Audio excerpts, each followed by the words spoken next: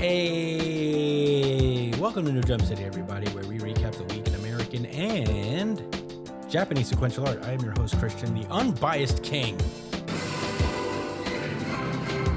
Espinal, and joining me through Discord, it is the man, the myth, the legend, the tank top sage. It's Joshua Gangsta Time Cole. Well, it's called Partner, but it should be called Gangsta Time. What's good, Chris? What up, everybody listening? Oh, yeah. Also joining us, it is our producer, Edgelord, Big News Brian. なんというビッグニュース What's up, nerds? Hey, we're back and a little late, but we're here. We made it. Let's talk about manga. We got a lot of stuff coming for us. We got a new series this week. We got Jujutsu Kaisen, One Piece, and all those. But before we get into that, let's get into plugs. You can find me at the Chris Espinal on Twitter and Instagram. Joshua Cole, where can they find you? At JD Cole_37. That's on Instagram, and at New Jump City Josh on X and TikTok. Hell yeah, Brian. You can find me on Beta ESP on both Twitter and Instagram. And you can also find me on twitch.tv/itspunchline whenever I feel like streaming. Hell yeah. You can follow the show itself at New Jump City on Twitter and Instagram. Check us out at newjumpcitypod@gmail.com with any questions, suggestions, anything you guys want us to talk about. And we will talk about it on our pre-show trap show that we do that comes out 2 days after the main pod comes out. So submit questions to that. We have a lot of fun just talking about stuff. It doesn't have to be a manga or whatever. If you have any thoughts on anything, let us know. Spoiler alerts ahead. Oh wait, you could please subscribe to the podcast. I feel like I should say that. Subscribe to the pod on wherever you listen to podcasts, whether it's iTunes, Spotify, Pandora, Amazon Music, Castbox, I think it's called. We're on Castbox, baby. Check us out on that. Wherever you listen to podcasts, please like, share, subscribe, all that stuff for the podcast. Keep us alive and relevant on the algorithm. And without further ado, that's it. Spoiler alerts ahead. Let's get this show started. One Piece. This is One Piece chapter 1124, Close Friend. And we're back with some cover stories from Yamato. This is the 12th volume of Ogre Child Yamato's Golden Harvest Surrogate Pilgrimage. And in this one, we see that Yamato has saved a young lady from getting abducted on the road to Kuri. We don't know who it was. And I'm trying to figure out by the figure who did this, but I can't really tell. So we'll have to see. A hat and a trench coat. A hat and a jump. What? Hat and a trench coat. It's hard to tell. We'll find out next chapter. But last we left off with One Piece, the Straw Hats managed to escape Egghead, and that's pretty much the gist of it. Everybody got away. And we open this chapter with the World Economic News balloon floating in the sky. Fucking Big News Morgan is hyped as hell because of all of the big news that's been going on. A lot of news. So much news. And he's about to get to work printing stories. And, he's like, there's so much stuff. We need to paint a picture of utter disaster in the future. If that isn't a comment on news, on news media these days, man, Oda's on it. Basically Vivi's like, you're incorrigible. Vegapunk spoke with hope as well. And Morgan yells at her, he's like, hey, don't tell me how to run my stage or I'll tell them where you're hiding. She's like, do it, bitch. I'm not scared. Wapple is like, please don't make him mad. We have nowhere to go if he kicks us off of here. Morgan's is like, it's whatever. I mean, the truth's a good tale as well. The whole world is sinking into the sea. Quahahaha.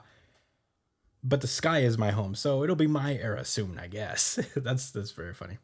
And he's like, "Are you sure you want to give me that attitude? Sure it won't set you back in the days ahead?" And Vivi's like, "Yeah, whatever, man. If the world's going to be destroyed, Era of bird. the bird era."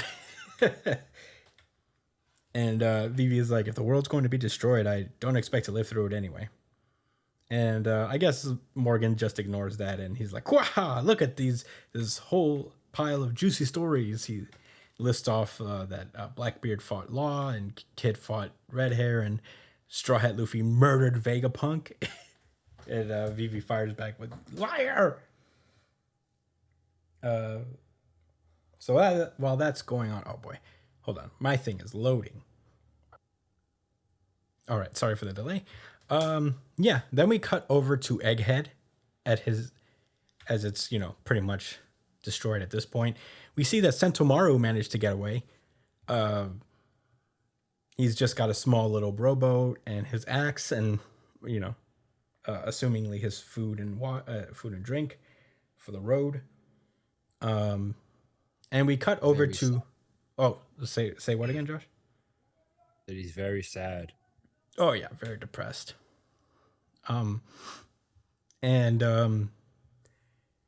Yeah, so Kizaru is now on the ship, on one of the Navy ships, and he picks up a call from Admiral Akainu. And Akainu. And he's like, Marcelino, what happened to the others? I don't know why that's my Akainu voice. But yeah, Kizaru tells them that, they're asleep and foaming at the mouth. And he's like, "What's that supposed to mean? Is Saint Saturn unharmed? What about the power plant?"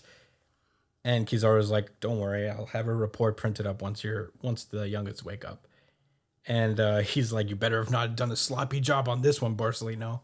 And this kind of sets off Kizaru. He's like, "Hey, all right, Sakazuki, tell me something. Have you ever killed a close friend?" And then Kizaru starts to have, just the memories of him meeting Vegapunk and helping him build Egghead, and the memories of him ultimately killing Vegapunk.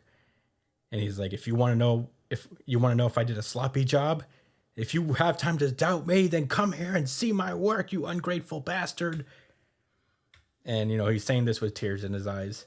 And even Akainu is like, "Damn, I fucked up."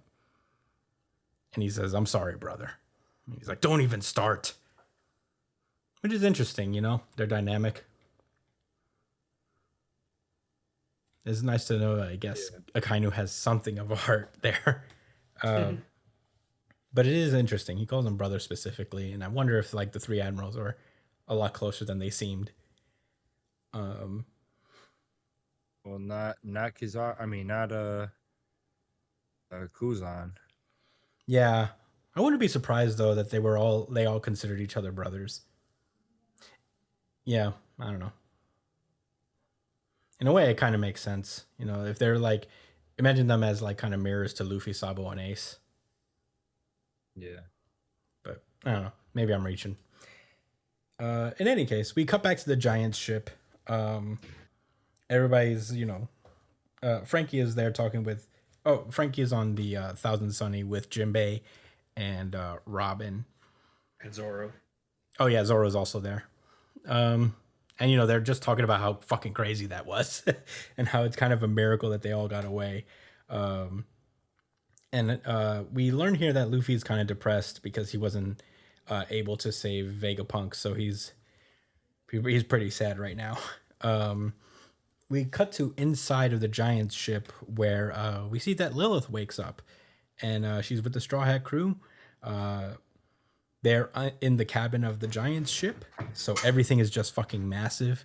And they tell Lilith that they weren't able to save the other satellites of Vegapunk, and she's pretty much the only survivor. She's like, "Oh my god, give me a minute to cry," what? And then she immediately gets over it because she's hungry.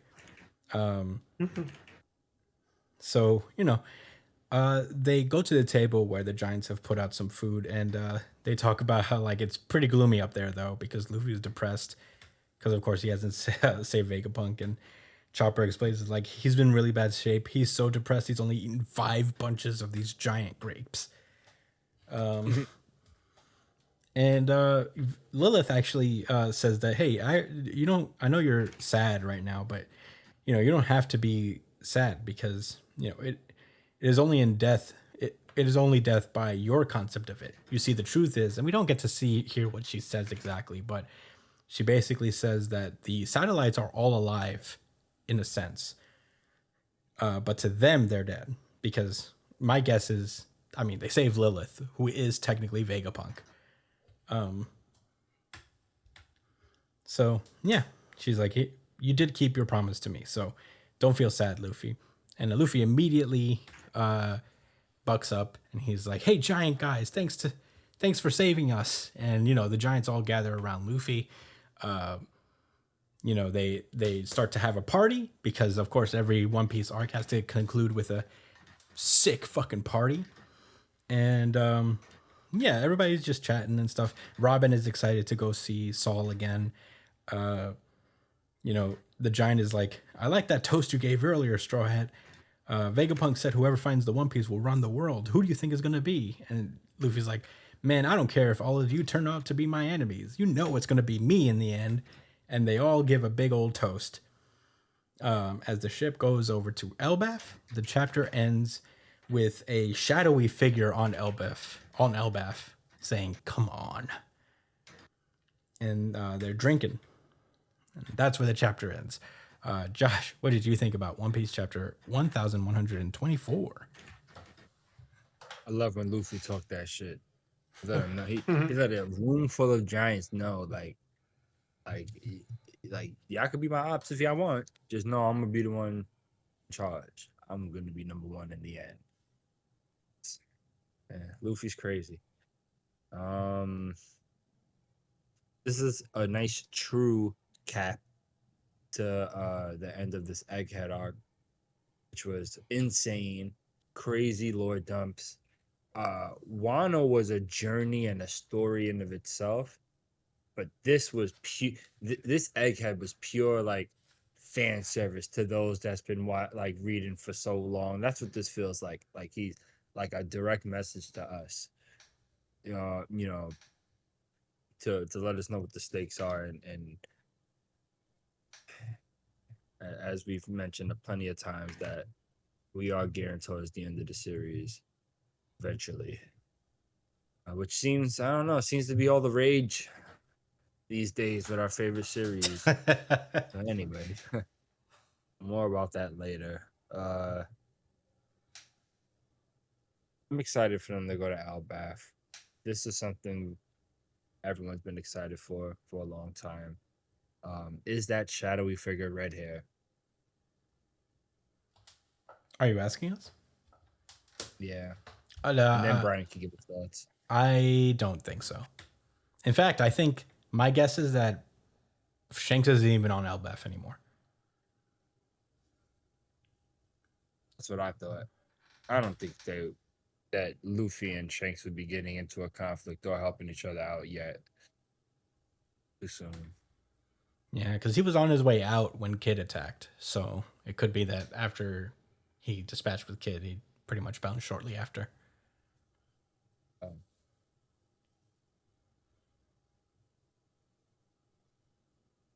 Good point.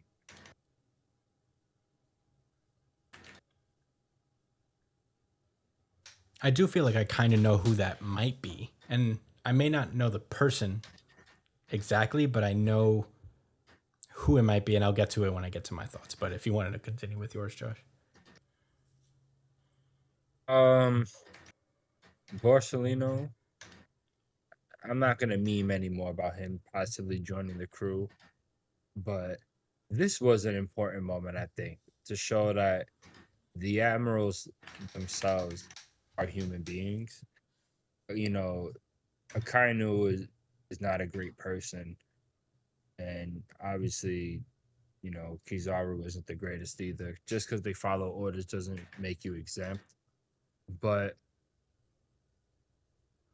there's no way that they stand by in the face of learning about the horrors that the world government committed. I don't think they know anything. I think they take a hard stance against learning about, like, seeking out previous history. And I think definitely like Akanu has internalized that, like, he'd never cross that line and he would never allow anybody else to. That's why he felt no remorse about, having to take out Vegapunk and all of that. And that's what also allowed him to not, I guess, like, not take a moment to think about the fact that Kizaru and Vegapunk had a relationship. I don't think this was new information to him. I think this was Kizaru reminding him, which is why he, apologized to him. So I don't know. Just I thought that was like a important seed being planted. Yeah. Anyway, Brian, what's your thoughts? I thought it was a pretty sick chapter. I wonder where Sentamaru is gonna go. Sentimental land. The crime. Some people say that he's gonna end up at Wano,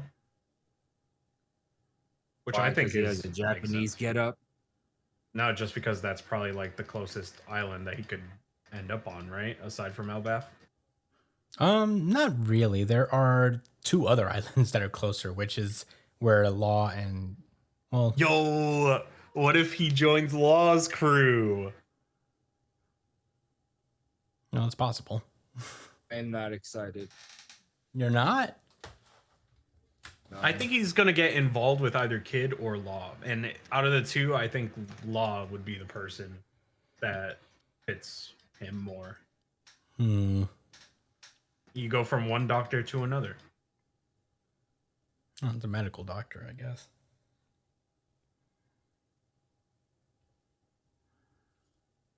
It was nice to see Kizaru grow backbone a little bit there. Be like, yo, shut yo fucking ass up. Sitting there pretty behind your fucking desk, acting like you got it all figured out. You don't even get your magma hands dirty anymore. Yeah, exactly. You don't even do shit aside from just make fun of people.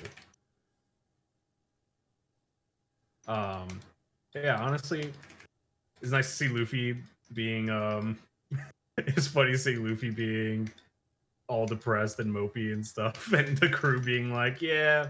Well, Zoro was like, it's kind of fucking pathetic being a warlord and crying about an old man. I was like, that's very Zoro of him to say. Hey, didn't your girlfriend fall down a flight of steps? Ain't that what happened? That is what happened. That is what happened to Kuina. Aren't you emotional about that? Like, I watched the live action Zoro. You was crying. He was crying in the anime. He was crying in the manga. Yeah, aside from that, I don't really have that much more to say about One Piece this week. Well, I think Josh said it best. It's just this was a great arc. It was a nice little.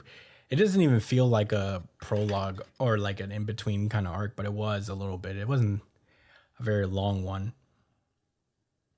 but it was so sick and just full of like great conflicts. Moving the story forward and pushing us towards where we're gonna end up. At the end of all of this, I'm excited to see what Elbaf brings because I don't know who the enemy in this arc would be. Loki. Yeah, everybody thinks it's like the Prince of Elbaf that was talked about during Whole Cake Island, the one that was supposed to marry Lola. But yeah, I don't know. We don't know.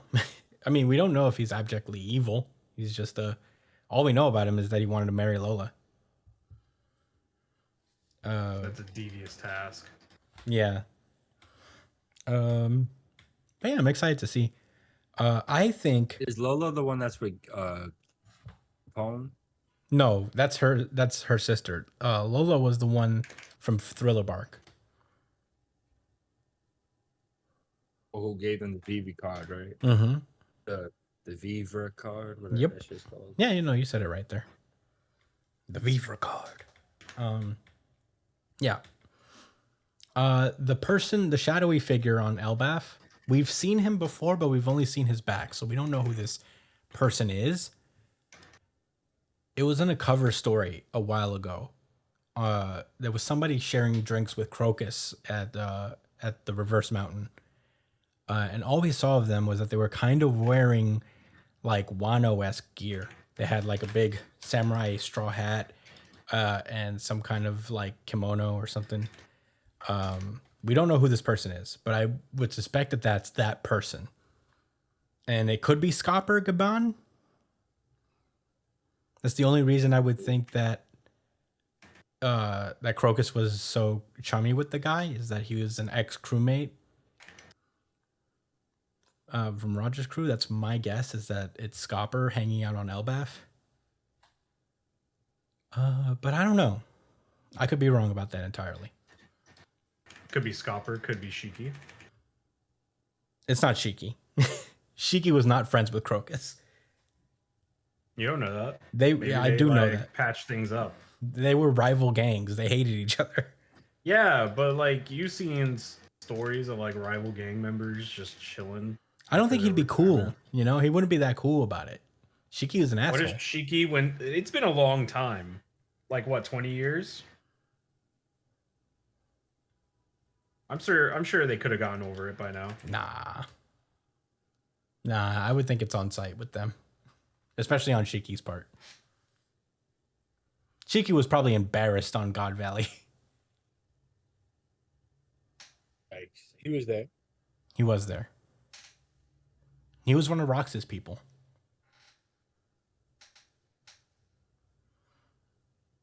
But yeah, that's my guess. I think my best guess is that it's Scopper Gaban, but I'm pretty sure I'm going to be wrong about that. I think it's Shiki. That's crazy. That's my take. Think about how cool it would be if it was Shiki. Would it be? Yeah, I think that would be fire. I don't think it would be fire. That would be pretty fire. Like, Shiki's cool, but I wouldn't be like, oh my god, it's Shiki. I don't think it's Shiki. You're just mad because I'm gonna be right, like I always. You're not going to be right, and you're not always right. I don't know. Something happened in JJK that I was right about. That's all I'm saying. You don't know about anything, Brian. All right. Well, with that being said, I suppose we should move on, right? Do we have any more thoughts? Anything else to say? No. Nope. Alrighty, boys. Then let's get going.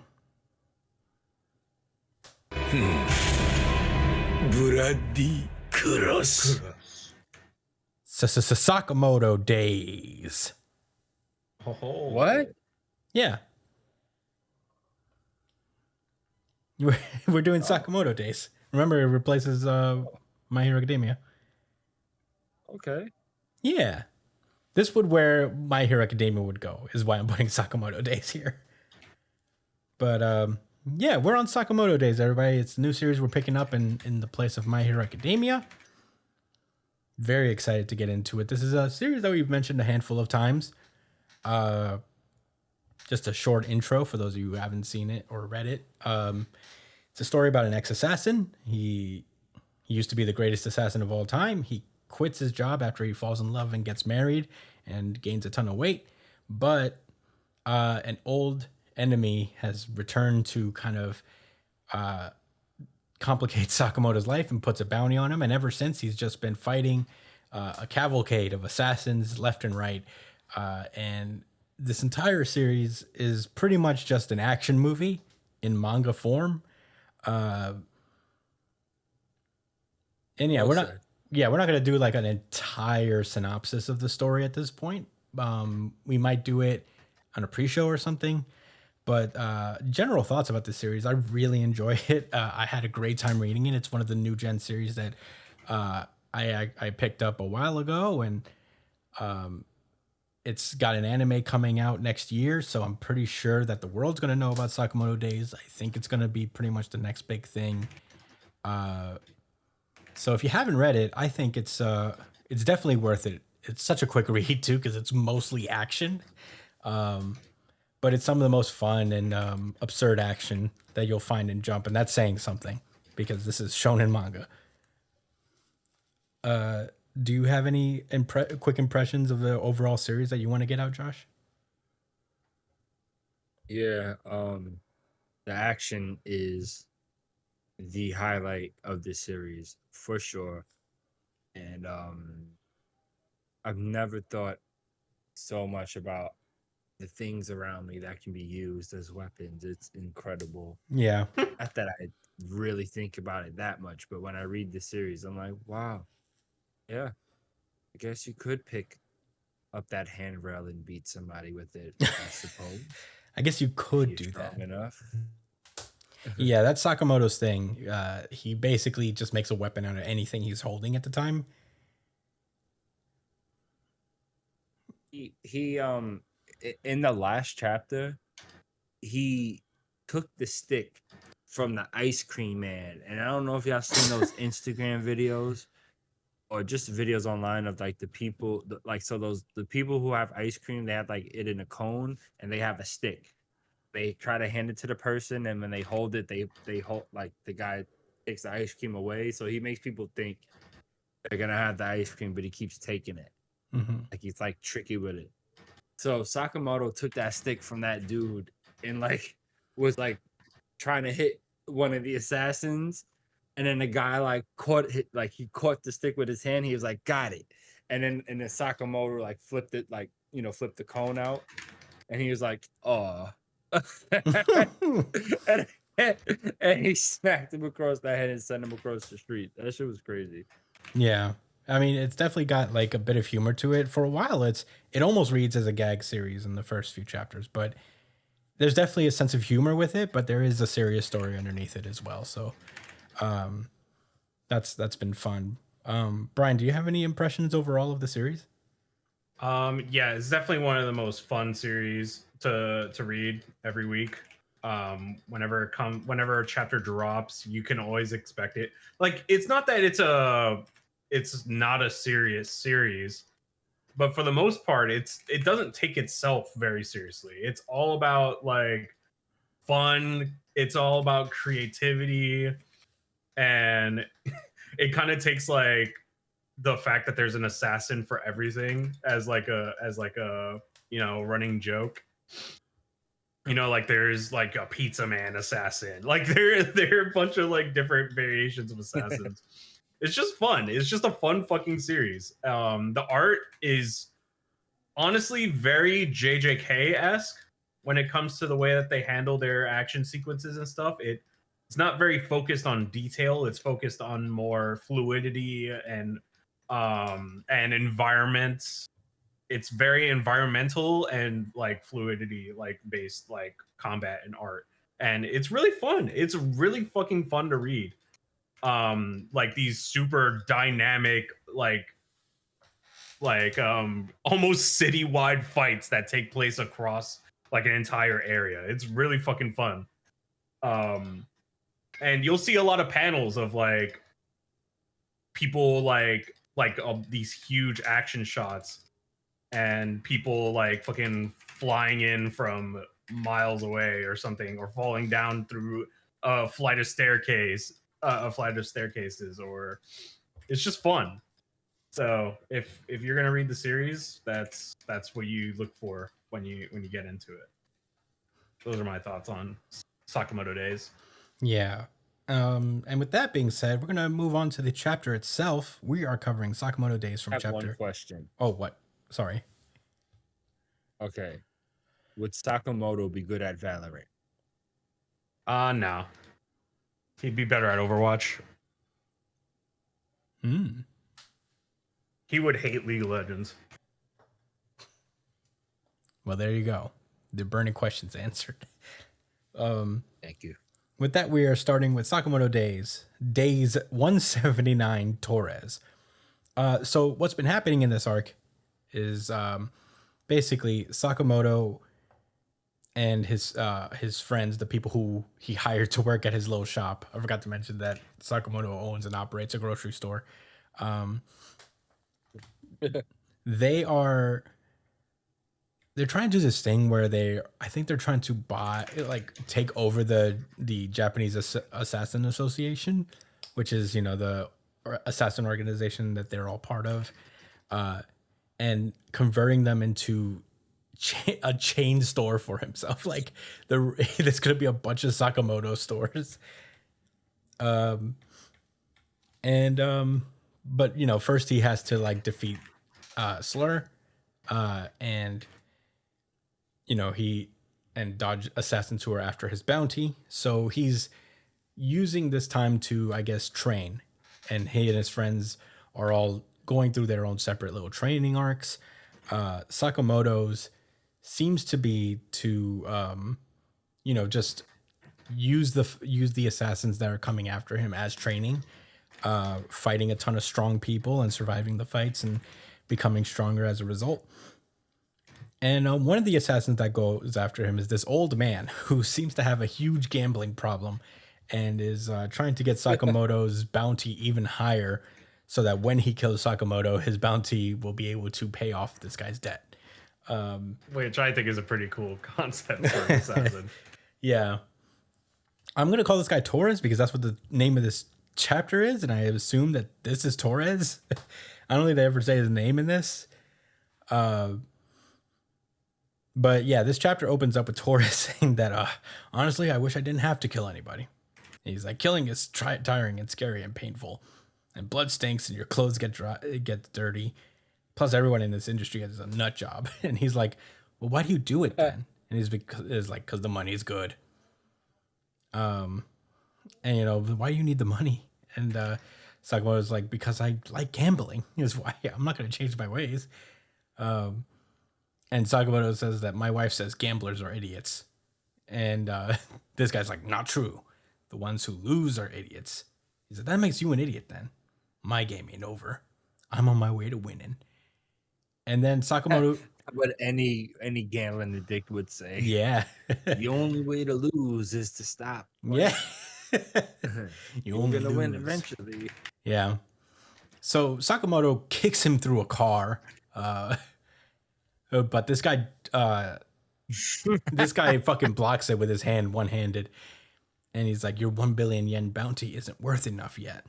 And Sakamoto hears a noise, and then all of a sudden from out the car is this huge blast. Sakamoto narrowly avoids. It destroys his Sakamoto brand slippers that are made with aramid fibers. And Sakamoto notices that he's been shot with sand, and he's like, what the hell is this? And then Torres comes out with these two weird looking guns coming out of his sleeves, and it turns out that they are sandblasters, which are these machines that are used to kind of blow mix them, I guess to cut metal. These things are used for the most part. They actually are like, if we're not talking about like superhuman stuff, like in the real world, they're used to like clean like metal of like abrasions and shit, or like you could blow rust away off of metal too. Oh wow, like that with sand. Yeah. And he has these two sandblasters like poking out of his sleeves because bullets are expensive. So he's like, if it costs $44 to fire 50 9mm bullets, I'd rather spend that money on horse racing. So I guess because sand, you could get sand anywhere. Or on a beach, not anywhere, but pretty cool. Sakamoto Days like rips out a stop sign from the ground and throws it at him javelin style. But Torres is able to basically melt this fucking stop sign away with his sandblaster. And he pursues Sakamoto and knocks him into a sky car. And Sakamoto's like, whoa, he's fast. He can sure move for a big guy. And then all of a sudden, Torres comes in, swinging in. He like flies by this sky car and cuts it in half with the sandblaster. They're innocent civilians just like, holy shit, the floor's gone. This kid almost falls. Sakamoto saves him. And Sandblast Torres is just like on like hanging off of the guardrail of these sky cars saying like, aren't you nice?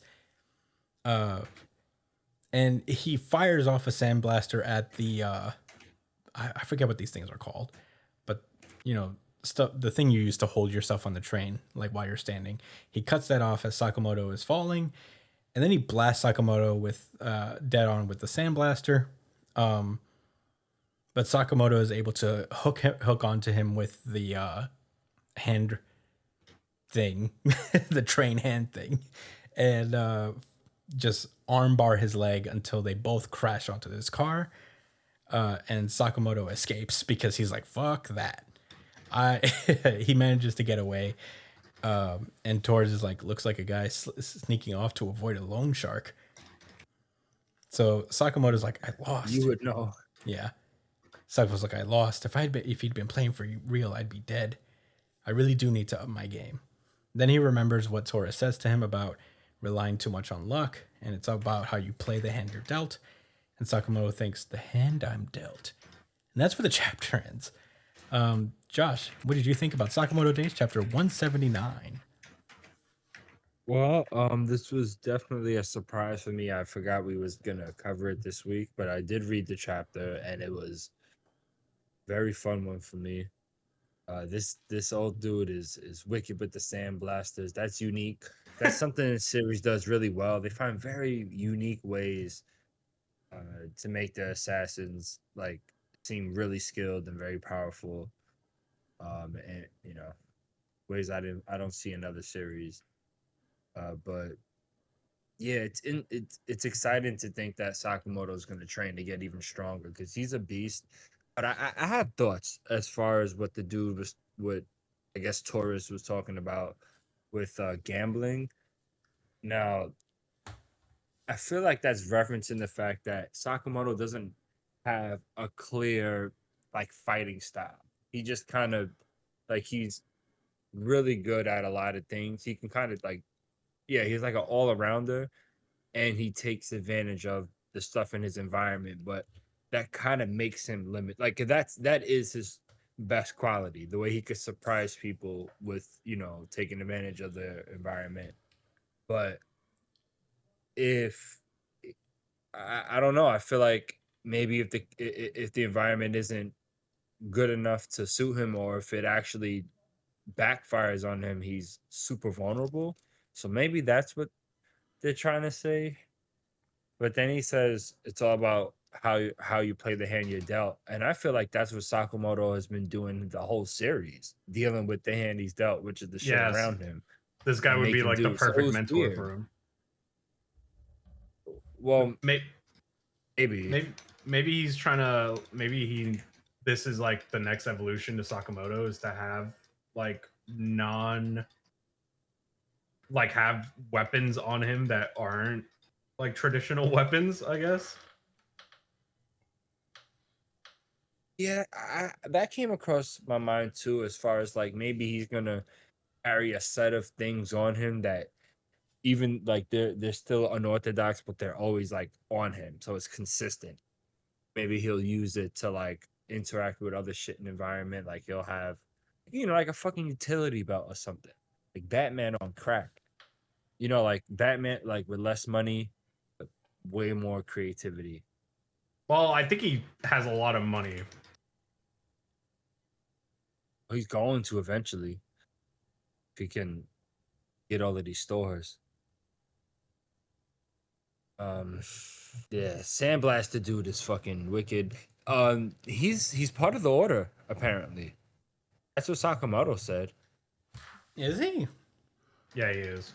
Huh. Yeah, yeah. He says that in the last chapter, Oh. in 178. I'll tell you the page. Yeah, he is. Yeah, I remember now. Yeah, he said it towards the end of the chapter. He says you're from the order. I don't. Does he say it? Yeah, he does say it. He doesn't even reveal it outright. No, he doesn't reveal it himself. Sakamoto just says it. Mm-hmm. So I'm gonna just take Sakamoto's word for it. But I mean, Well, maybe Sakamoto is under. He's under the assumption that he's order. Yeah, I mean, I thought we knew all the order members, but I guess there are more than I thought they were. Yeah, I thought they showed all the ones that existed already too. Yeah, because it was Takamura, it was the guy with the hammer, it was the lady with the saw, and the brass knuckle guy. Oh, maybe because one of them died or one of them turned coat, they had to replace him. The movie director dude is still alive, but he's not with the order anymore. So maybe they replaced him with this dude. Mm. Maybe he was like reserve order, like runner up. Yeah, And as soon as a spot comes up, they have like a pool of people, and he was like one of them.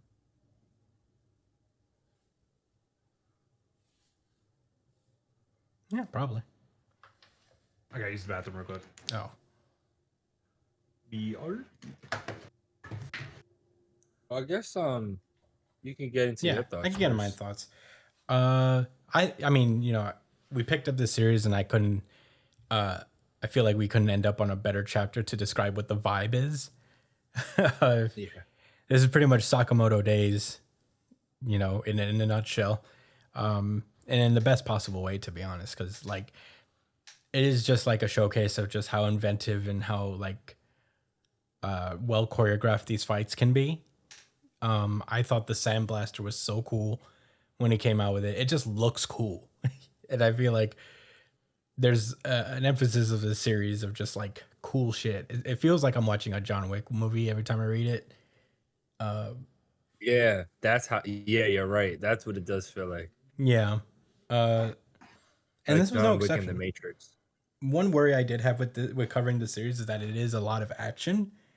But it's not necessarily a bad thing. It's just to cover it week to week. I'm just like describing like the choreography. But I had a great time talking about it and reading about it. And one thing I think you hit the nail on the head, Josh, is that I guess by luck, he's saying that he is, I guess, relying too much on the environment and what happens when the environment isn't super conducive to a fight. And I feel like you're also right in the sense that Sakamoto is a very good improviser. So You got kind of low. Me? Hello? Hello? I cannot hear. Can you hear me you now? guy. Hello? I think it's on his end. Oh, that's my fault. Sorry, guys. Damn. No, yeah, I think you're right about how the fact that he's a pretty good improviser. He's pretty good at using what he has. That's kind of his whole thing. But I think there's a deeper meaning to it, obviously. And even Sakamoto being confused because I feel like he perceives himself that way as someone who uses the cards that he's dealt. But maybe there's like a deeper meaning to what he's saying here. That it's not necessarily just about like how he fights or whatever. Maybe it's an outlook thing. Hard to say. I'm not really sure. But You know overall, what came across my mind? Like he might be telling him do better. Like don't just use the objects around you. Think of what they are, what they can do for you. But he does. Like use a fucking fishing net to put that on someone's head and then slam them. Like that was. yeah, one thing I do remember as well is that Sakamoto once just pulled stuff like random garbage out of his pocket and used all of those things. Oh yeah, he did do that. So yeah, I don't know. Didn't he like throw a pencil into a gun? He did something. He's done a bunch of weird shit in this series. But really, that's all my thoughts. Brian, what did you think? Again, this is a fucking awesome set piece for a fight. The sandblasters. Dude's flying through the air using the sandblasters, and then he just fucking cuts off cuts the entire floor of a fucking train. Like, who thinks of this shit? That was super cool. Cutting the train in half. Well, that was Sakamoto days, I suppose. Brian's internet just crashed. He'll be right back. But yeah, I guess we're gonna move on for now because that's pretty much all of it. Unless you have any rebuttals, Josh. Nah. All right. Well, let's get into it.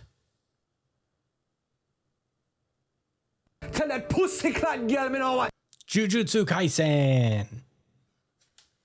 This is Jujutsu Kaisen chapter 267, Inhuman Makyo Shinjuku Showdown part 38. We open up with color pages of our main protagonists with dogs on their heads.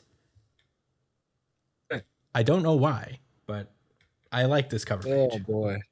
Yeah, it is a really sweet cover.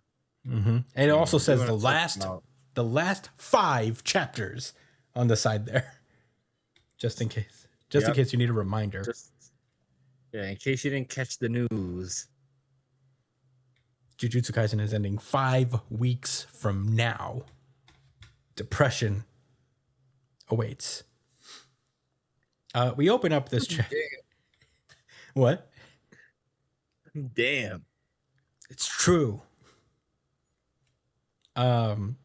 This chapter opens up with Gojo in Okotsu's body while they were doing the body swap training. And not Gojo. God damn it. This is going to be rough. Okotsu tells Gojo that he wants Sukuna's last finger so that he can basically copy Malevolent Shrine. But yeah, basically Gojo is saying no, because that would satisfy the conditions for copy. But it isn't enough to get you an analytical breakdown of Malevolent Shrine. Because even with the copy of Inumaki's technique, Okotsu has to... Oh, Brian's back. Brian? Hello? You're back. Ustedes. Hey. Hey. We were just talking about Jujutsu Kaisen. I was right. Wait, we're not done yet. Calm down. Okay. So we are continuing on. He's saying that, he can't, he's like, you're right. I can't even really use Inumaki's technique without like asking a bunch of questions. So, it would be a huge risk for him to just use it. So he's like, he's also like, besides, if you want to copy Malevolent Shrine, he says the conditions of my copy curse technique required Rika to consume a part of its target's flesh, and the amount and part consumed change depending on who you want to copy and the number of times you want to use it. So, you basically need to consume a body part that's more vital to the sorcerer in order to use it effectively, depending on that. But if that's not possible, you can satisfy the conditions by placing a binding vow on the number of times. So, it's a bunch of jargon basically, that, for example, copying Gojo's limitless curse technique might require taking his arm, but then he could just regenerate it. And it's the same thing. They used Inumaki's arms and Kurusu's arms to copy their techniques because the regeneration was possible because of the modern medicine and reverse curse technique. They even had Charles take part of his ribs out, which is crazy. So yeah, he I think Mei said that Toto told you about resonance, right? He's like, yeah, that's why we're putting this in motion right before fighting Sukuna. Foreshadowing. And he says that I'll give Itadori the minimum amount of data and tactical information it needed. And basically, they're going to use Itadori to copy Malevolent Shrine. And that's where we cut to the present, where we see the reason that Itadori's real fingers, 2 of them are missing, is because they used Itadori's fingers to have Okotsu use the malevolent shrine. And the finger that they have is in possession of Jujutsu High, and it is being like kind of tied up. It's like in this weird staircase for some reason. And they said Sukuna's finger, we see that the old man, Gakuganji, I think his name is, and the dance curse girl is there talking about how Sukuna's fingers are special cursed objects capable of withstanding physical force and sorcery. And he's like, can a curse technique penetrate it? She says, yep, with a binding vow. If you give up trying to destroy the object from your plans and instead focus on penetrating the curse technique itself, then it might work. But anyway, what concerns me more is that it hasn't been an hour since she woke up. And who is she? Nobara Kugisaki. She's back, baby. I was right. Yeah, Brian thinks he's right. I was literally right. Josh, quick, we have to gaslight him.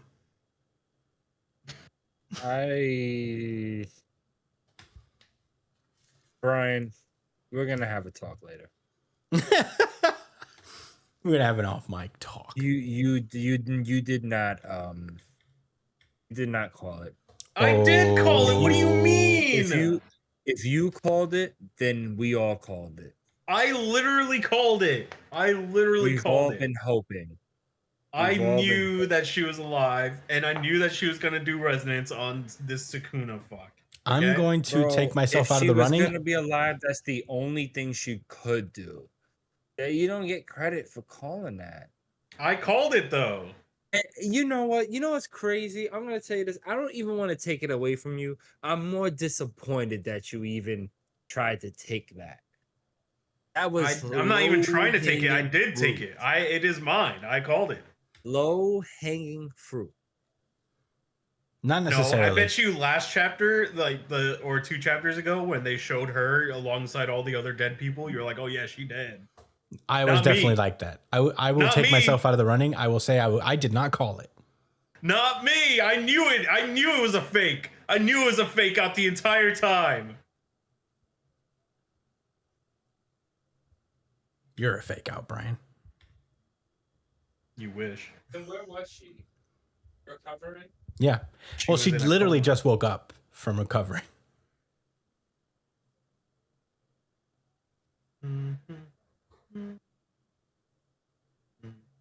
Well, now that Brian's done his little victory lap, Don't like loading. Nobara back. She I back. guess that's a GG. No read. Yeah. No rain. We call that easy money, GG. So Nobara does the only thing that she could do in resonance. She resonances Sukuna's finger, which bounces back to Sukuna himself, and he's like, oh my god, it's that girl's technique. Fuck! He's like, I can't open up my domain. That means that boy can't miss attack.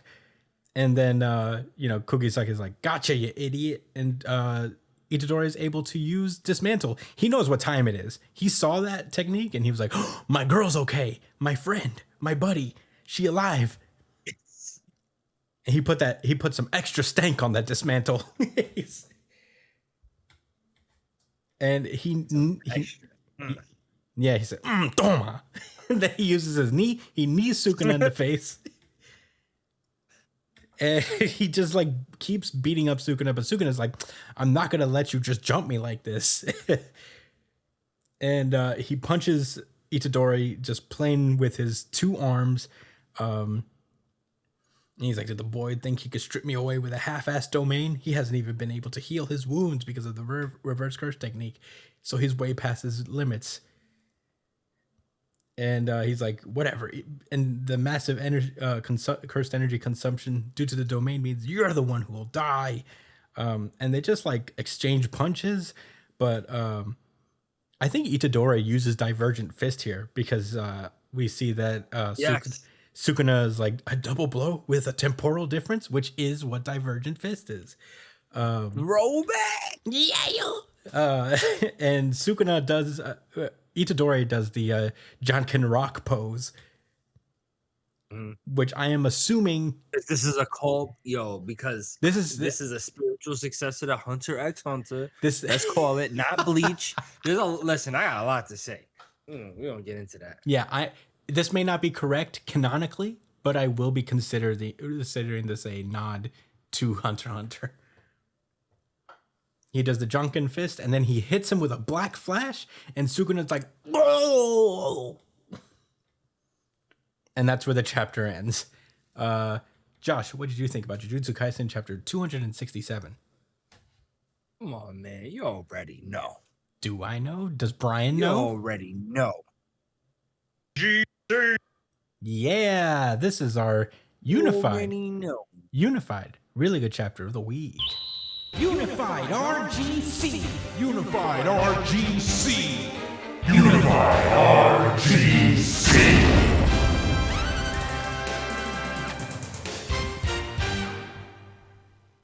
Let me tell you something, guys.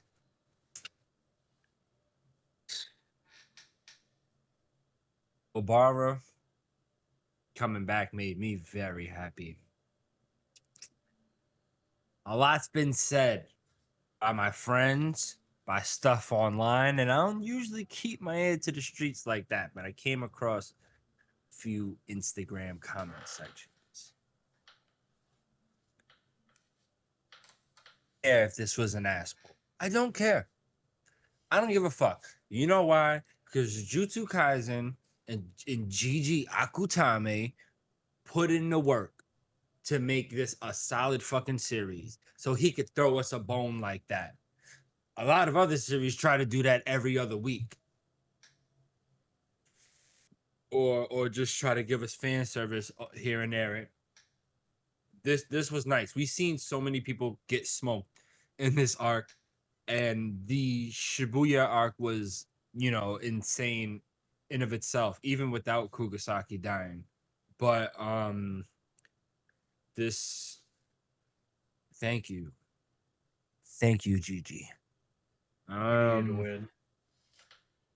Resonance. I mean, I thought the setup to this was nice.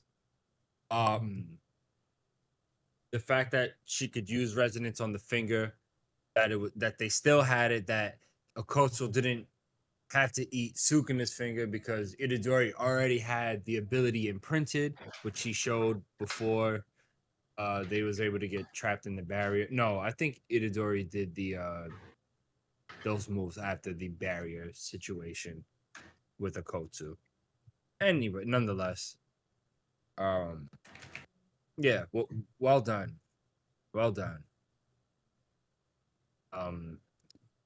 I thought the beginning of the chapter with Okotsu and Gojo talking to each other in opposite bodies, it just reminds me of that first, like the beginning of this arc when we were so confused about Itadori and the new style Shadow Sensei do talking to each other.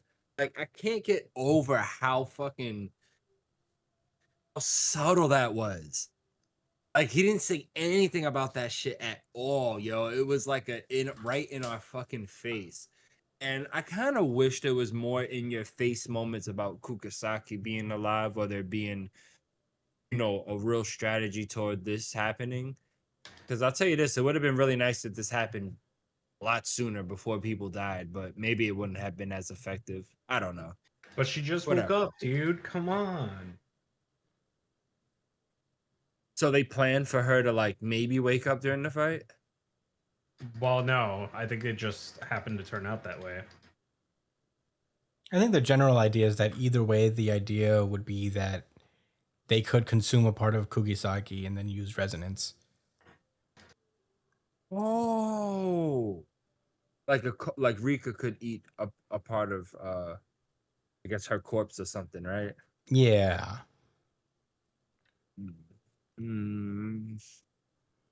Luckily, it didn't have to come to that. Maybe he has in the past already.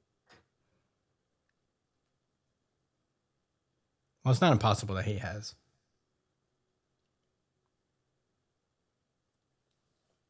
Maybe a strand of hair or something. Maybe he I don't know, because he came late. When he came back, she was already out of the game. But if she was still alive, he could have.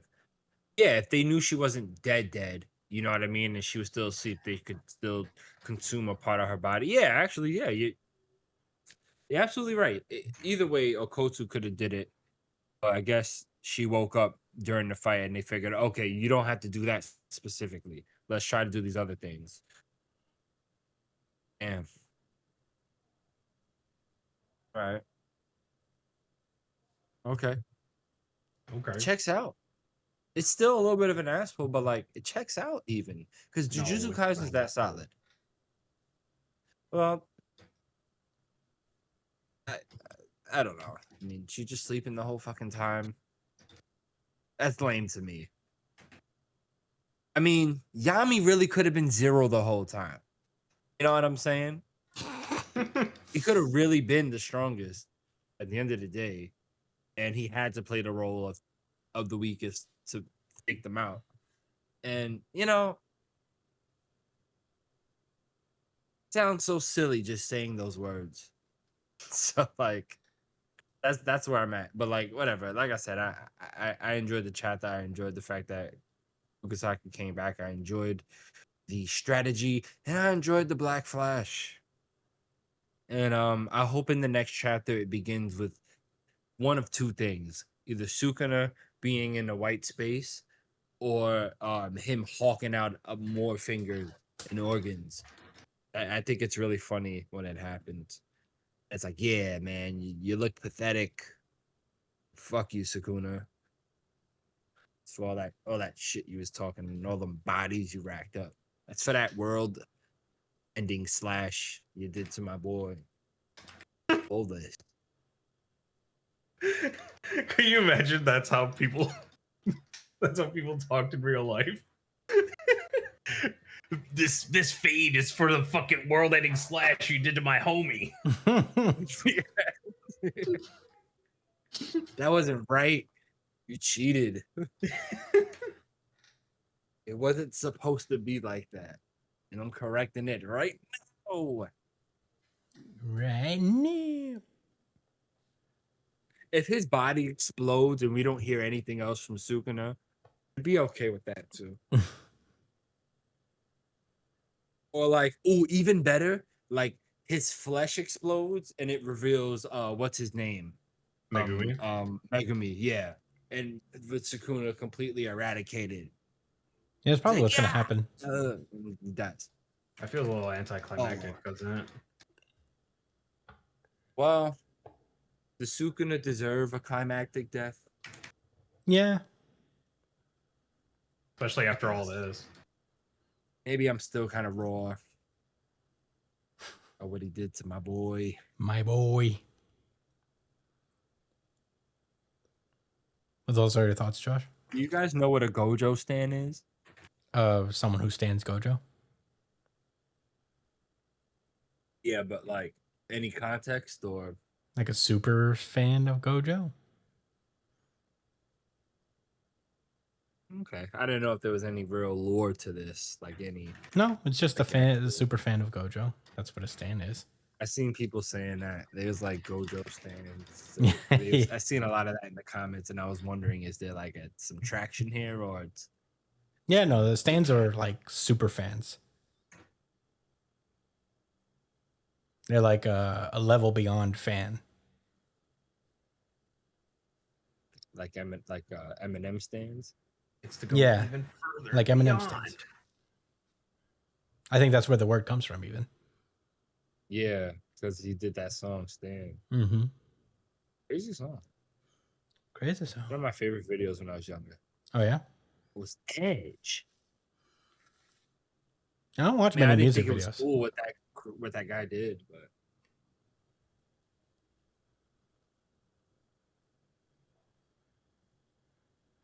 Jujutsu Kaisen. These guys, All right, Brian, what did you think? Right. Yeah, this was a pretty fucking sick chapter. Seeing Nobara come back, do her thing. Brian, Like you I right. knew she would. Yep, like I knew she would. But aside from that, don't split your wrist now. But aside from that, it was really fucking sick to see Yuji put the pause on fucking Sukuna. He actually brought out his entire arsenal. I don't know why Sukuna's surprised about Divergent Fist. Wouldn't he have known about it, or is that something that happened after? No, he would have known about it, but Yuji hasn't used it in a very long time. So I guess he wasn't expecting when him he to was using. I feel like when he was using that move, Sukuna just did not care, like about any of his skills. Mm-hmm. Oh, he was just disrespectful in not remembering it. Yeah. But yeah, Very in character. Well, Divergent Fist is technically a very inefficient attack, as Toto pointed out when they first met. What if he did a Divergent Fist with a Black Flash? Thoughts? I guess that would be cool. I'm surprised he didn't do it this time. We still haven't seen what his domain expansion does. Maybe it's just like a straight focus to the soul kind of domain expansion. Well, domain expansion doesn't always have to do something itself. Like a lot of people use the domain expansion as just like a can't miss hit. Jogo's domain expansion was environmental, but he mostly used it so his fireballs would always hit you. So has Yuji hit every Lord punch that he's done in this fight? Yeah, the only reason he hasn't is because Sukuna's been using the hollow wicker basket. But now that he's not able to do it because of resonance, he was able to land it every time. Because he's old. What? Because he's old. He does the wicker basket instead of simple. I guess so. The old timer. You fucking boomer. Yellow geezer. But yeah, I think Yuji would have hit a lot more dismantles if the hollow wicker basket is. But now every time Yuji uses dismantle, it will always hit Sukuna.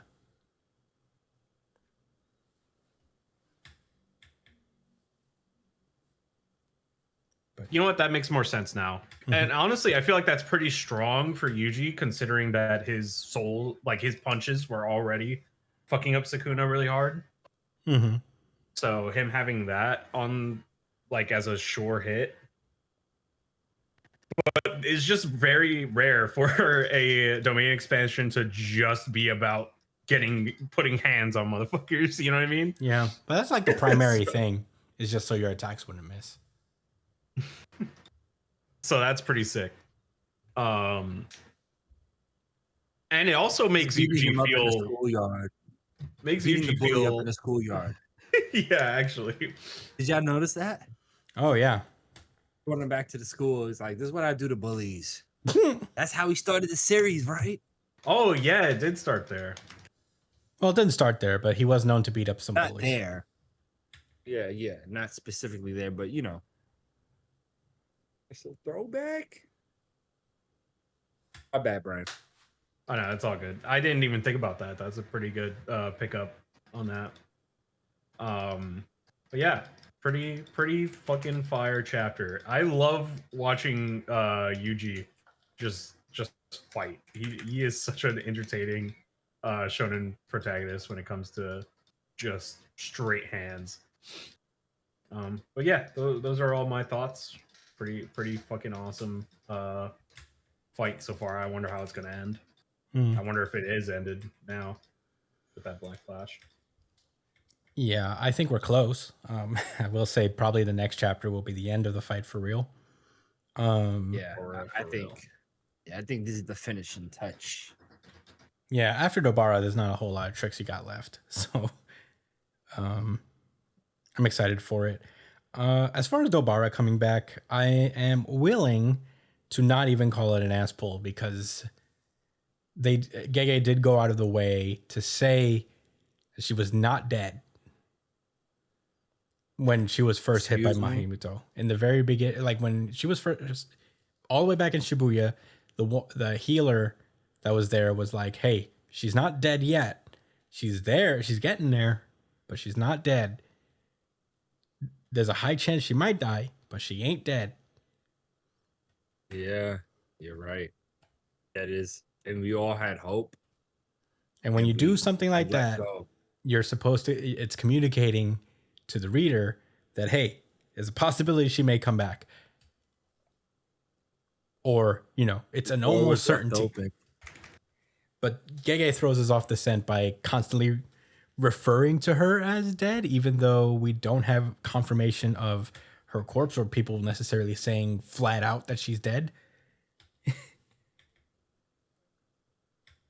But he's always been wisely ambiguous about how he talks about Nobara. Yeah, that's why I made the read. Hey, I'll say it the first. I was not expecting her to come back. I was in the camp of thinking she was dead.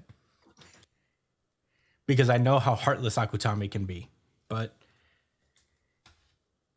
I guess not. Maybe Nanami will come back, guys.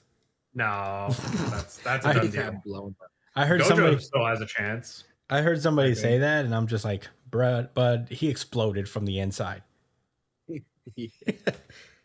Gege wanted Like, us. Mahito touched him for a while. Yeah, Pretty Gege wanted us to know that he was dead. He said he's not coming back.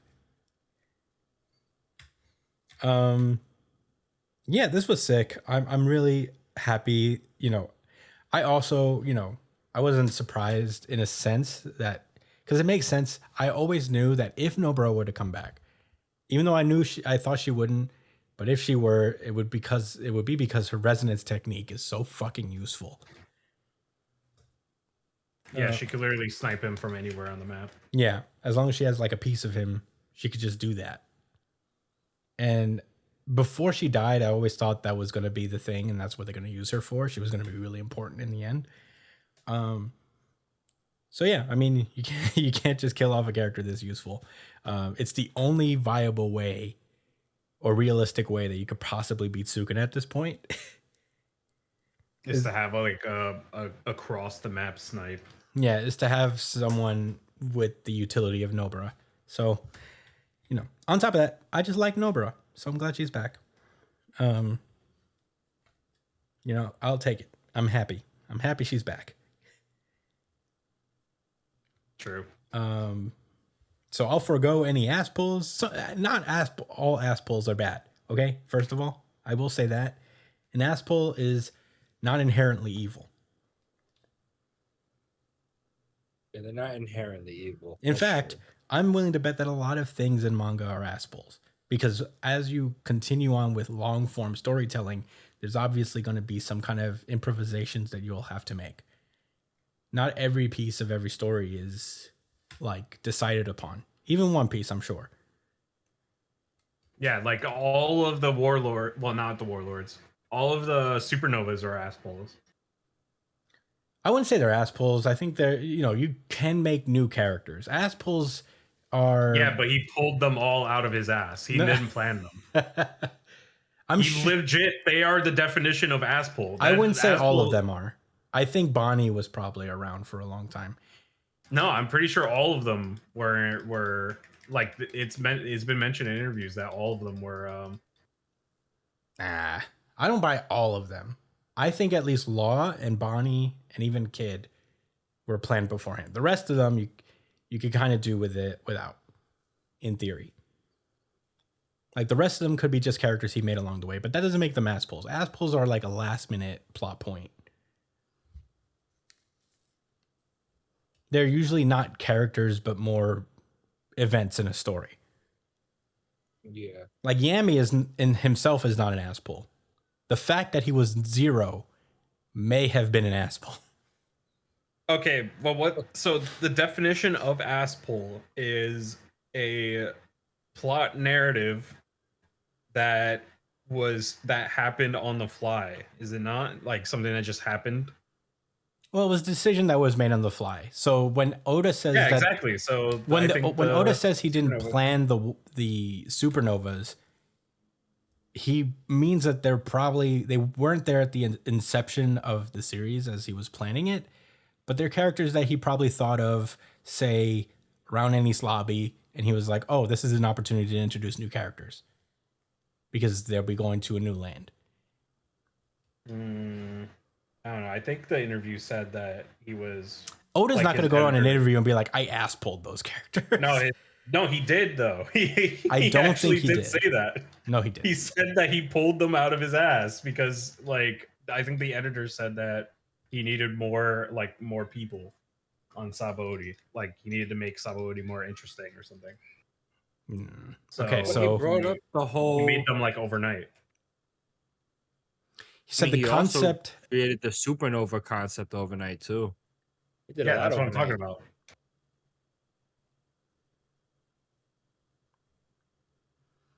Meh. Okay, so a Redditor says that. Okay, so let me look it up. I found the interview.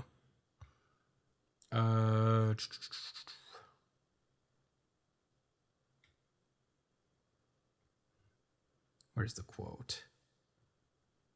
Oda clarifies that all supernovas might have more highlight scenes than I imagined. I created the supernovas right before the chapter where they were introduced. None of them existed. see? None of them existed in my plot notebooks before that chapter. I was in a desperate situation worrying at this rate Sabaody would not be. I mean, See, it's an ass pull. hold on. Then inspiration for 9 supernovas came to my head unconsciously. So I guess, yeah, all of them are. That's crazy, though. They're ass pull. I told you. Oh, that's amazing. He did I mean, all of that. If in a that's an ass pull, I mean, that's what I'm saying. Okay, I'll say. I'm not saying it's a negative thing, but I mean, hey, it's just I that's an ass pull. just relearned my own lesson. Not all ass pulls are inherently evil. If this is an ass pull, I relearned my own lesson. if this is an ass pull, Like becoming your own grandfather. dude, I'd travel back in time, dude. Oda might be the greatest writer of all time. Yeah, that's pretty sick. The way he integrated these last minute characters into his fucking overarching history and world. I think the warlords were kind of a similar situation, but I don't think they're one to one. I don't think they're the same. Oda even regretted creating as many as he did. He said, I should have reduced the number of supernovas since there were too many. And he's like, I'm really surprised they survived till now, since I thought about half of them would drop out of the top of New World already. I'm like, you're writing the story, dog. But his method of writing is like that. No, I know. The characters, yeah. Yeah, I know. Impressive. There's a character in Bakuman that seems to be based on Oda, and I know we're on a huge tangent here from Jujutsu Kaisen. But Eiji Nizuma, if anybody's ever read Bakuman, is supposedly, legend has it, based on Oda. Because he's always... The Crow's kid? Yeah. Wow. He's supposedly based on Oda because he's always in the top. He's always in the top 3. He's never descended from there. He is a genius. And one thing that he says that I feel like is very Oda-esque is that he doesn't feel himself consciously writing the stories, is that he creates characters and he lets them move freely, is how he puts it. I feel like the way Oda talks about One Piece is similar in the way that Eiji talks about his series. Because he's talking about it like he's a fan. Like he talks about it like, oh, I didn't expect the supernovas to survive this long.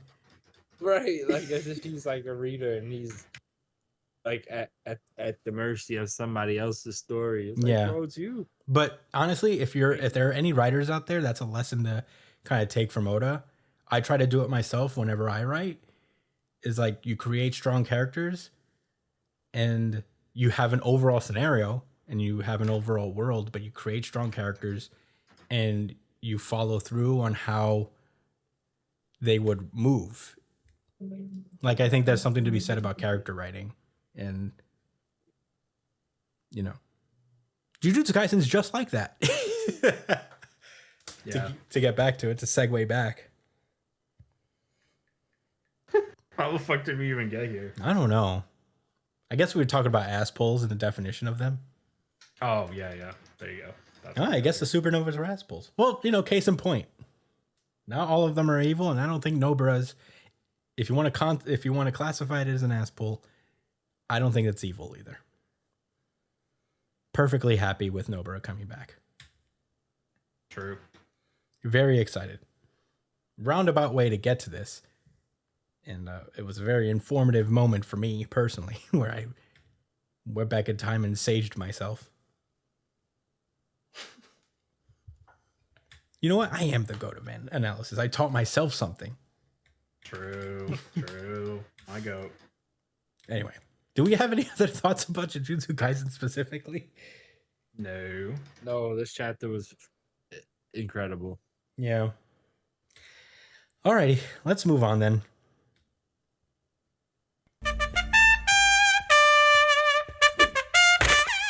Kagurabachi.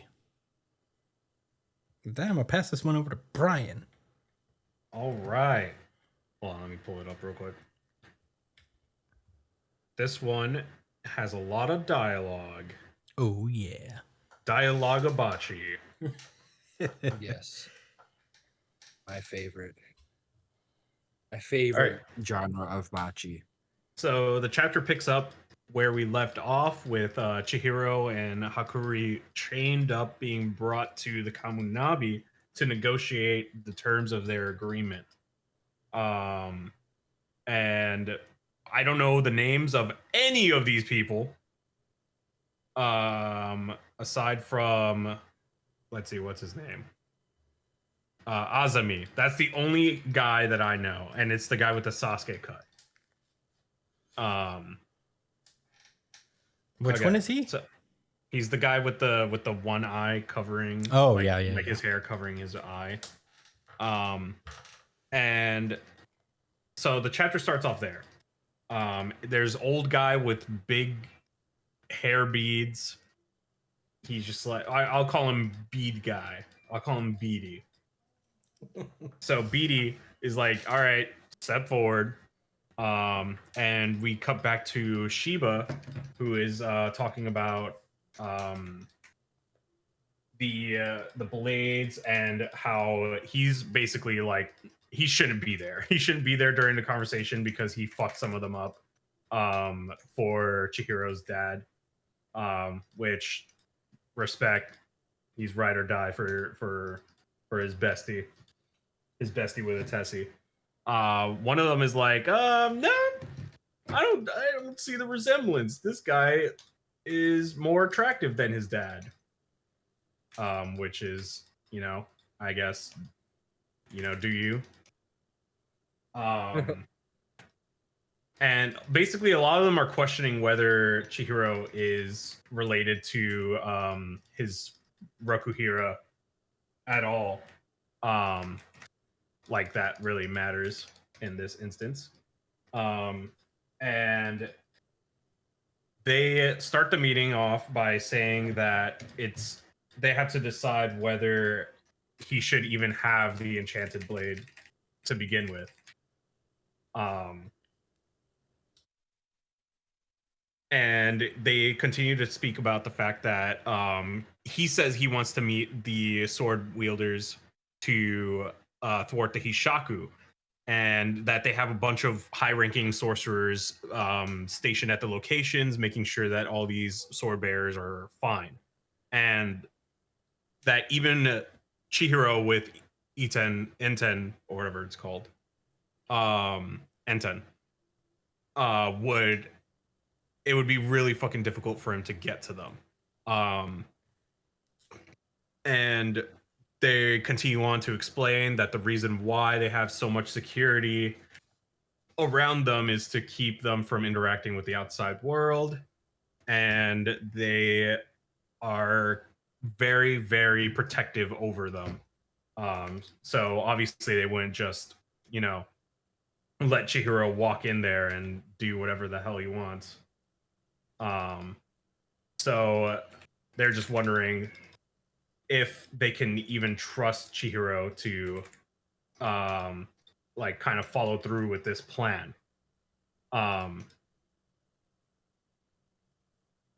And continuing on with that, they bring up the fact about the plan, which is, you know, having Chihiro be, well, not Chihiro, Hakuri, having Hakuri, you know, be the storehouse and kind of connect with them and stuff like that. And the reason why they're forcing this meeting to happen on this day is because the Shinichi still hasn't been fully sealed yet, and basically before they fully reseal the Shinichi, they need to know whether they can actually break the deadlock or not. But they asked for Hakuri to kind of demonstrate his storehouse ability, but he can't because he keeps passing out. And Tafuku and Hiyuki both vouch for him on that end. And Hiyuki being very vocal in this meeting. She's basically like, yo, anyway, like, you don't really want to talk to Hakuri, you want to talk to Chihiro because he's the boss here. And they continue on and they're like, all right, I guess if that's the case, then we have to find out whether you're trustworthy. And they ask what happened to Cloud Gouger, and Chihiro says that it's destroyed. And this guy with like absolutely terrible facial hair is just like, well, we're off to a terrible start, and you want us to trust you? And he goes on to say, if you really are Rokuhira's son, you should know that some of the people here, since several of them were involved with setting up Rokuhira's hideout, he should know and have seen several of the people in the room. But Chihiro says that, you know, he wasn't the one, like, he was brought in by his father, so he never really met everyone else.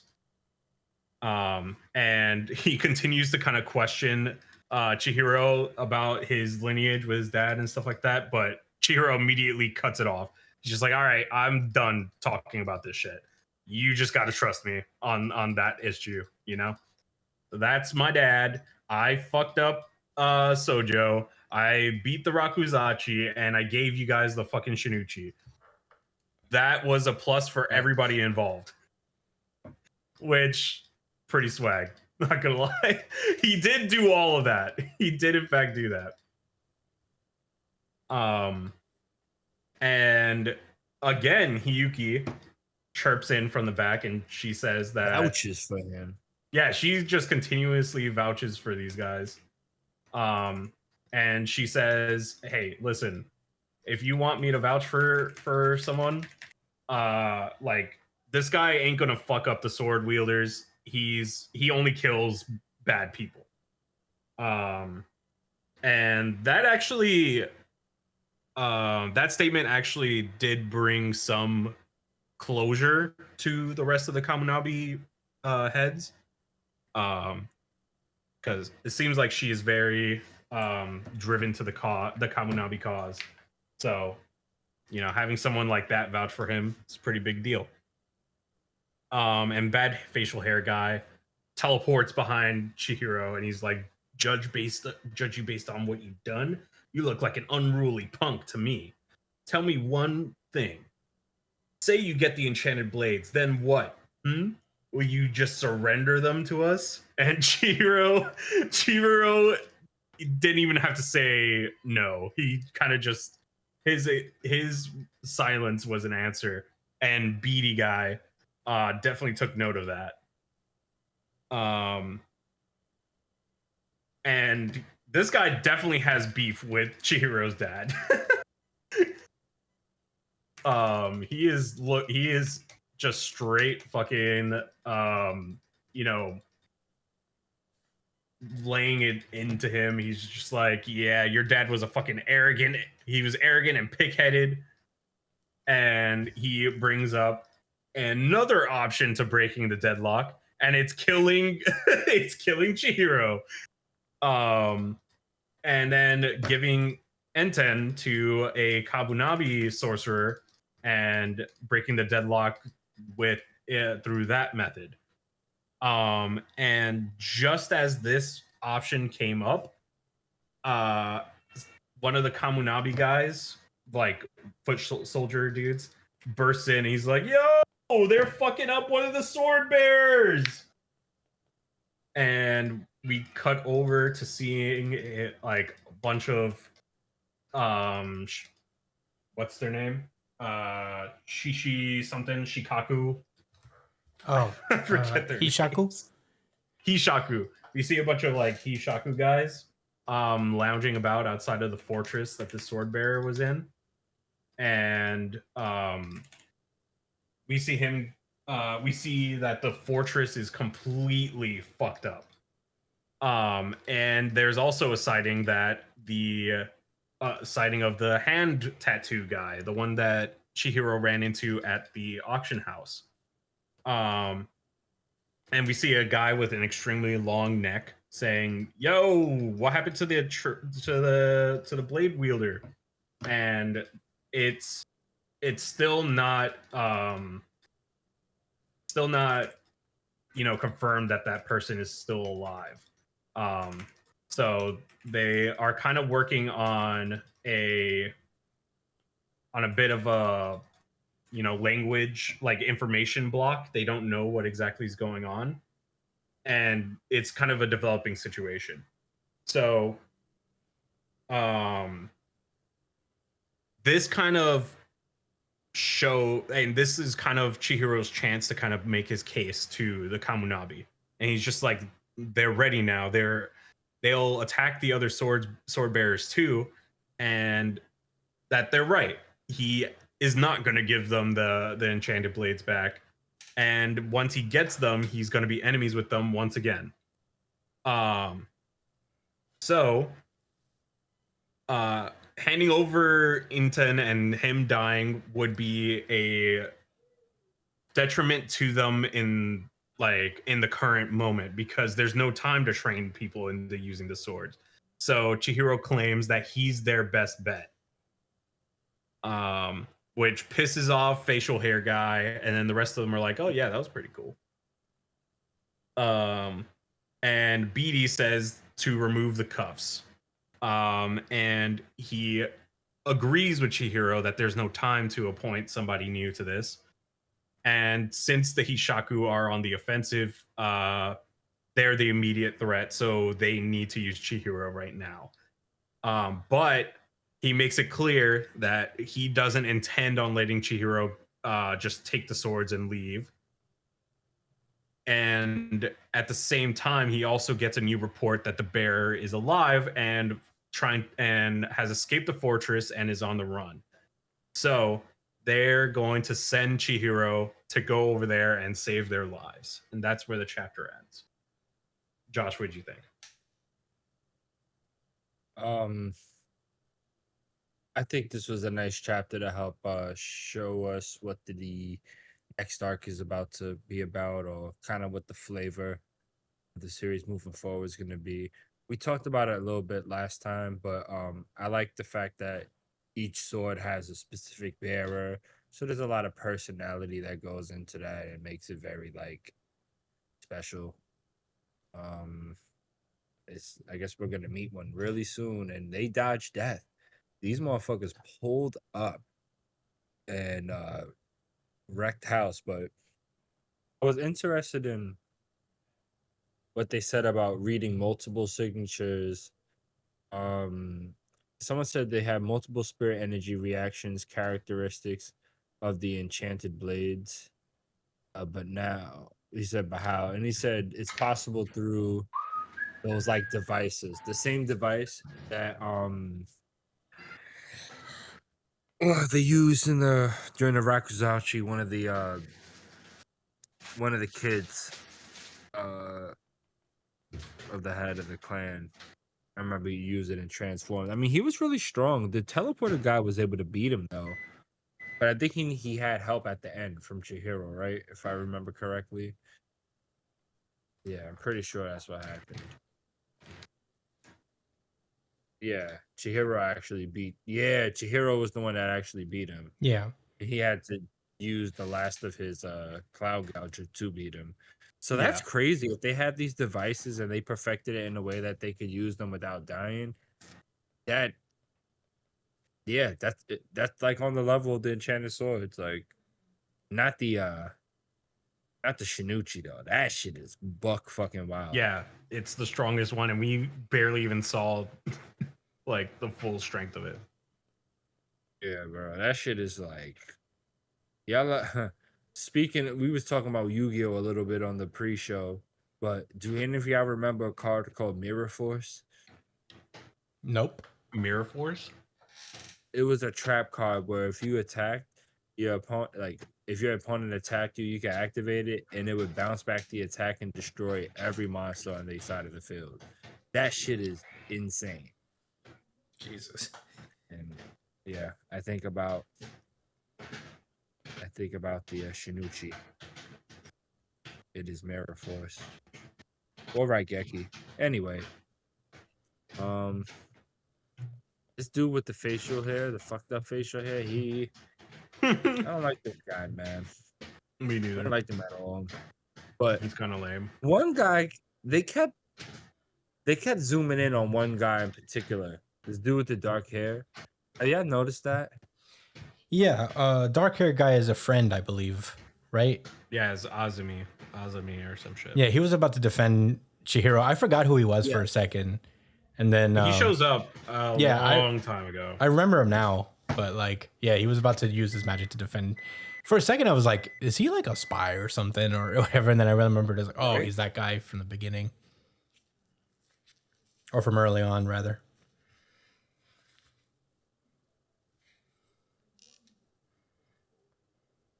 But yeah, he's like a friend of the dad, I think. Yeah, him, Shiba, and Rakuhira were boys.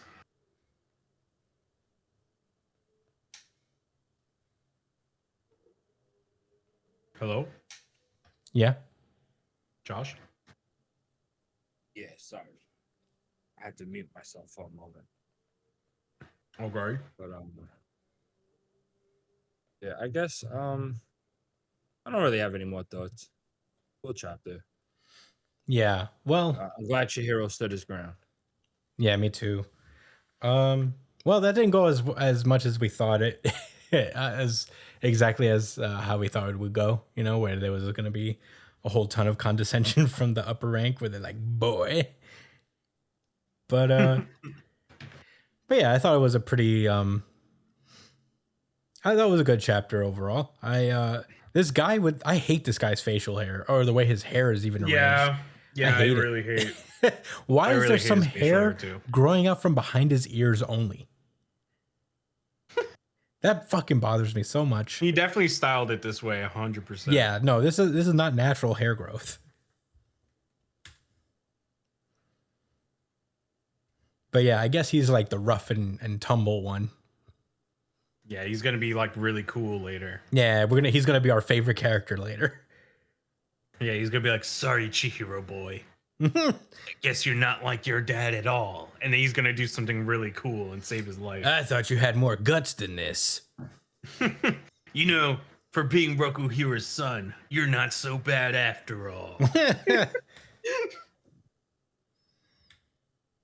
Yeah. You said it. That's definitely what it's gonna be. Yeah, I tried to look up the names of the other Kamunabi members, and they are all unnamed. So you're not alone, Brian. It's not that. Yeah, so I had to name them on the fly. Yeah. There's mask guy, there's facial hair guy, there's beady, there's long earlobe hair guy. Mm-hmm. There's long neck. I want to change Edie's name to Big Beard. Big beard. Big beard. There's asthma Great mask. beard.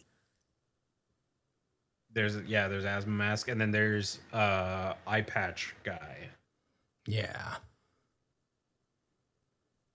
Anyway. Oh wait, and there's also spiky hair guy. Okay, you know who the traitor is out of all of them for sure? Ooh. Ooh. The one with the black glasses. in the little black patch. He's a traitor. Black glasses. I'm trying to find him. Yeah. And he has the white hair with the black patch in the middle. Oh, that's like the old Uh, man of the group.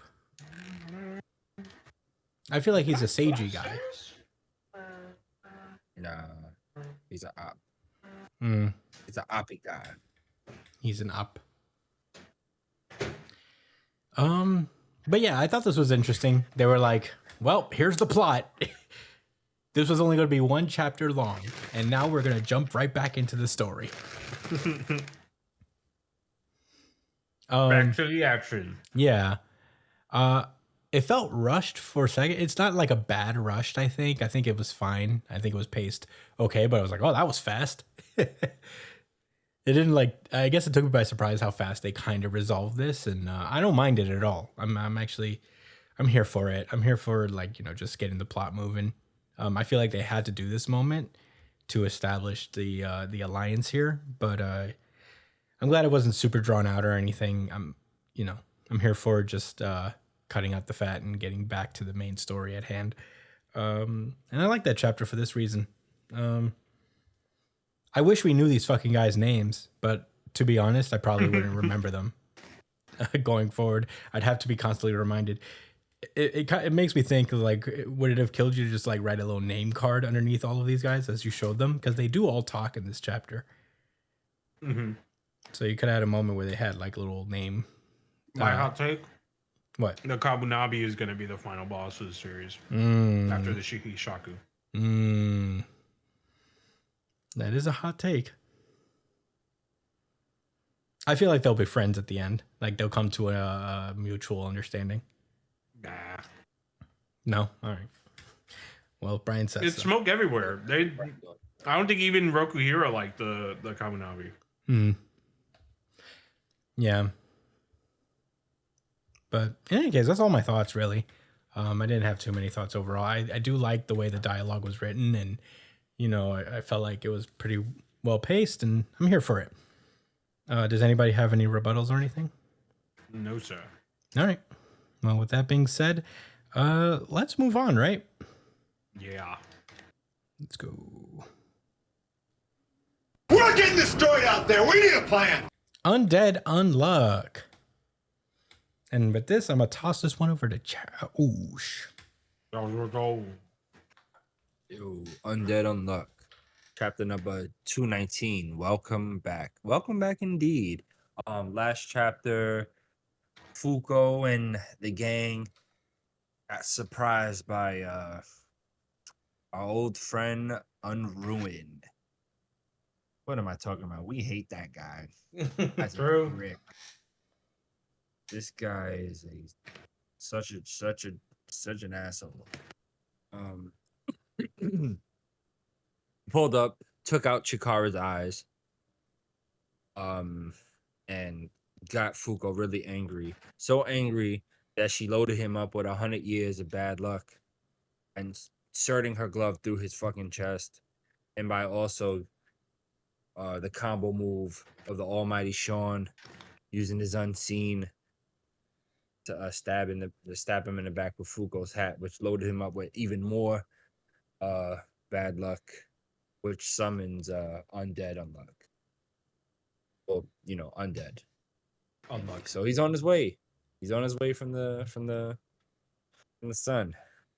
So continuing with this week. So we go back to the master rules, like round table of everyone that hates each other. And Soul is like, yes, the restraints have been lifted. Which so ultimately Andy being released from the sun, I guess, gives the rest of the master rules freedom to do as they please, because Andy was like holding him back prior, with his soul. But I guess he can't do that when he's on his way to Earth from the sun. So Soul is like, yeah, like now that we can all do whatever we want with the next set of quests, Ragnarok is assured. And everyone was like, listen, fuck all of that. I could kill Fuko right now. and everything, right? And Fugo's like, damn, all right. She seems to realize that Unruined gets a lot of his power from like Umas. And I don't really understand how that works myself either, but maybe I need to go back and read. But he can equip Umas to himself. I guess whatever's in his inventory. And he equipped the blood Uma and the well, he doesn't say it, but I'm gonna tell you guys, it's the shadow Uma. It's the Shikamaru Uma. We'll get on that later. So anyway, before he's able to attack Fuko and end the entire series, Unchange and your boy Brian Billy pulls up and copies Yeah. Unchange. It's about damn And time. yeah, I know you'd be happy about that. Pull up to assist Fuko. They don't let him attack them. And Fuko hits him with another bad bullet. Damn, she punches him in the face and leaves the glove in his mouth. That's greasy. So he says, "Oh, you don't learn, I see." And I know Fuko does not. Just moves on. So Fugo tells the rest of the union members, look, get up out of here. The master rules full rollout will start with the next set of quests. We can't accrue any more damage here. So basically she says she's gonna take on Unruined with Andy, and they need to go on and train and get ready for these next quests coming up. As this is happening, Chikaru pulls up to Billy and he's like, please teach me how to see with my ears. Yeah. Make me Daredevil. Tough shit, man. Make me yeah, baby. He wants to become Daredevil. Yeah, I have thoughts on that, but we'll get into that later. Step 1, So, be very Catholic. Go to church. Repent your sins. Repent your sins. Acquire crippling Catholic guilt. All of the poor decisions you've made in your past. And accept Christ in your life. Okay, anyway. So back to Fuko fighting Unruined. He's talking the most shit. Dodging meteor shards. Pretty crazy. And Fuko's able to line him up with a lightning strike, but Ruin's like, yeah, I can tell like your powers are getting weaker. Like before it was whole meteors, that was just lightning. So it's only a matter of time before I get you. And Fuko's trying to figure out like, why are you even side with God, and why do you want Ragnarok to happen in the first place? Like, you didn't, from all the other negators, you don't have anybody like you're trying to save, or there's nothing you're trying to like prevent from like, any like hardship from happening. Like, what's your deal? And he's like, look, I like this planet, but I fucking hate the rest of y'all, especially you, Fuko. He doesn't say that, but I know that's true. So, who would have guessed? Unruin's a supreme edgelord, whatever. So he attacks Kintuan, the cloud that Fugo be flying around, and I hope the cloud didn't die. Hopefully it just needs to recharge. But she falls out of the sky. And Unruin thinks I guess that's the end of it. And she does a karate landing. Martial arts landing. She defied physics and survived, basically. I was kind of hoping one of you guys would be able to chime in, like, oh nah, she did that move that such and such did, but No. I guess none of us. Nope. She landed fully on concrete and tumbled around, but like made it look cool. Even though she's like bleeding out of her mouth, she did take damage from it. It looks like she took massive internal damage for sure, right? She is internally bleeding 100%. Yeah. I don't. She only had one wound when she got hit in her eye. Everything else is internal. Yeah, she punctured her pancreas for sure. Punctured everything. Everything's fractured, but she still stands up. But she can't move because guess what? Unruin created this huge ball of blood because he has an unlimited supply of blood, and he has the Uma that can control blood. So he just made a big ass ball, and apparently he has. He says, "Oh, you've noticed, right? You can't move your body." It's because you're in the shadow. I didn't notice that. He said that. I was like, "Oh, they can't." I thought they was just looking up. Yeah, they didn't do anything to like show. Because if it's that big, where are you gonna run, right? I would look up too, like, oh shit. Apparently, it's against their own will because he has, like I mentioned before, the Shadow Shikamaru Uma trademark copyright. It's New Jump City. Anyway, he says, let's put an end to this right here. But unfortunately, Andy, Mr. Undead himself, has other plans. He lands from his trip from the sun and lands in front of Fuko as an head, as a single head, and regenerates his body instantaneously. And Fuko says, welcome back. And they strike a cute pose together and shoot a bad bullet. They don't say it, but I remember the name of it because I love the series. They say, good to be back, and that's the end of the chapter. Yeah. All right, Yeah. Brian. What were your thoughts? Well, Billy made an appearance, so and he actually did something. So I was pretty sick. Did it quench your thirst, Brian? No. Because theoretically, couldn't he just copy on Ruin? He doesn't respect him. Yeah, but like It's not even Unruin. about respect. It's just about if he Bitch. sees somebody strong. Yeah, but Unruin is like, it's not. He's not using Unruin to attack. Unruin just like allows him to heal. So what's the difference between Unruin and Undead? Well, in theory he could die. Okay. I don't know. I feel like Unruin is such a weak. Like you can't ruin him, so you can't hurt him because he heals. Because He can manipulate his blood too. He does that. I don't know if that's yeah, but that's because of the UMA he has. does personally. Doesn't he have the UMA, the blood UMA? That's probably what it is. Yeah. Yeah. That and I think that's why Fuko said that in the beginning. She was like, "Oh, like I see like your powers are supported by the like not that it's not his ability alone. Mm-hmm. That he could do all that extra shit." Oh, nice catch.